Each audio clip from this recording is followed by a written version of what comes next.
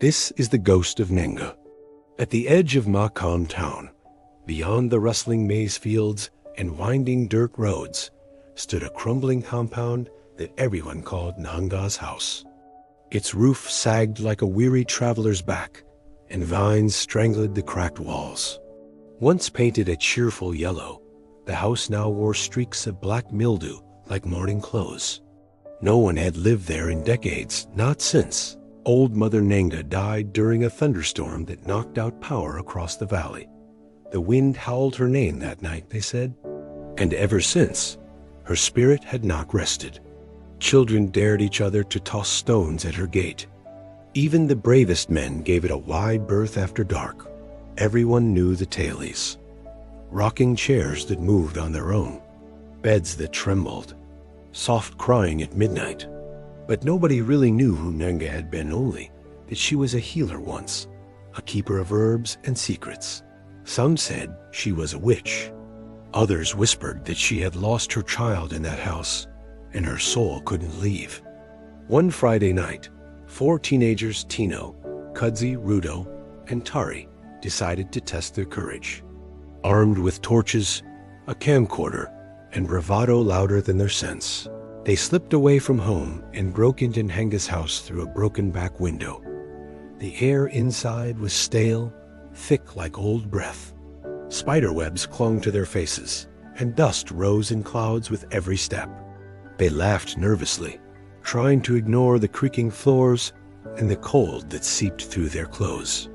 "Let's sleep in the living room," Tino suggested, spreading their blankets. "We'll stay up and catch the ghost on camera." But as midnight approached, the laughter dried up. The shadows grew longer. And then came the first knock-bang, sharp, deliberate, against the far wall. Everyone froze. The torch beams flickered like scared eyes. Then came a voice, low and ancient. "Get ... out." "Did you hear that?" whispered Rudo, clutching Kudzi's arm. Before anyone could reply, the voice came again, louder. "I warned you. Get out." The air turned heavy, and somewhere deeper in the house, chains began to drag across the wooden floor, followed by groaning like metal bending under sorrow. The teens backed into a corner, their lights trembling in their hands.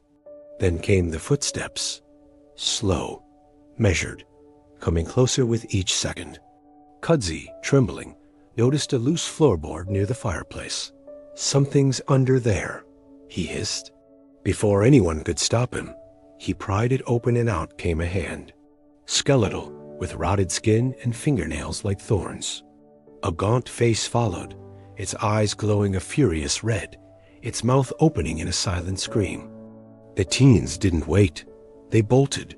Tari tripped and scraped his knee, but Rudo pulled him up, and they tore through the house, crashing out the back window, screaming into the night. The next morning, the town was buzzing. "I thought it was an earthquake," one man said, sipping tea at the roadside cafe. "I swear I saw lights in the windows," said a woman. "Those children are lucky they got out alive."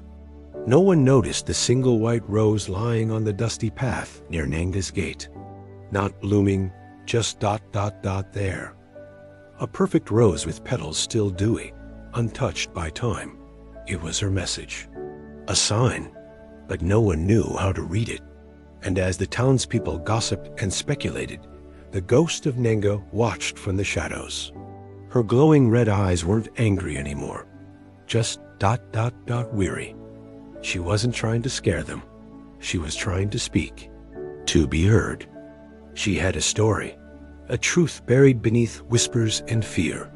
Long ago, she had healed the sick, delivered babies, fed the poor. But when her daughter died from a fever no herb could cure, the people turned on her, called her a witch, drove her into that house to mourn in silence. And when she died, her sorrow clung to the rafters like smoke. She walks her halls not to haunt, but to remember, to wait for someone who will listen, not run. Maybe one day a different child will come, one not seeking thrills or proof, but answers. And maybe then, the Ghost of Nhenga will finally speak her truth and rest at last.